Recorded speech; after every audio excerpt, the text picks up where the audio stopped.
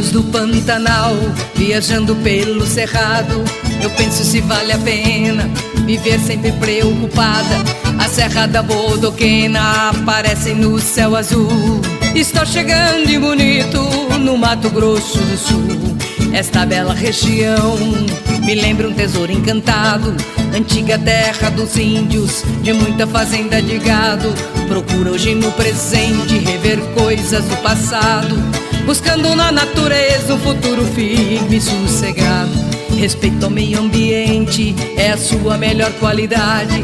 A ele se junta o desejo de aprender e fazer amizade, de receber com carinho, atenção e sinceridade, para que a visita se sinta como se fosse em sua cidade. Dourado, carancho, pintado, arara, jiboia, gambá e anu, capivara, buju, seriema, viado, antaema, tucano e teiu, pacuri, bentivi, carandá, jatobá, pé de cedro, ipê amarelo, chico, guatituio, iuga, sapaquitatu, tudo aqui é tão belo.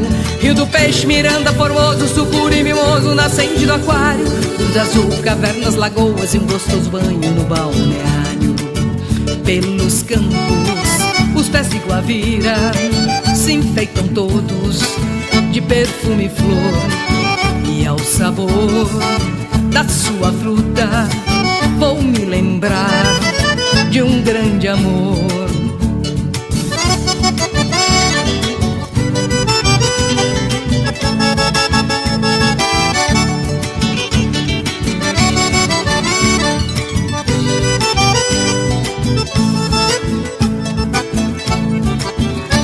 Dourado, carancho, pintado, arara, jiboia, gambá e anu, capivara, buju, seriema, viado, entaema, tucano e teiu, pacuri, bentivi, carandá, jatobá, pé de cedro, ipê amarelo, anchico, guatituio, iuga, sapaquitatu, tudo aqui é tão belo.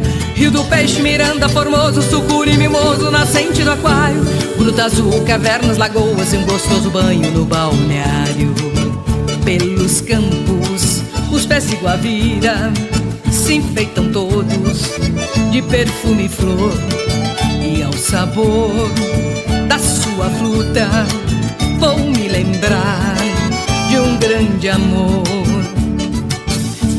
A cidade preserva sua vida com tudo organizado, por isso o arruaceiro nunca se entende com o delegado.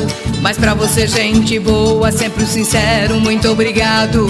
Siga a viagem contente, leve e bonito, um abraço apertado. Siga a viagem contente, leve e bonito, um abraço apertado.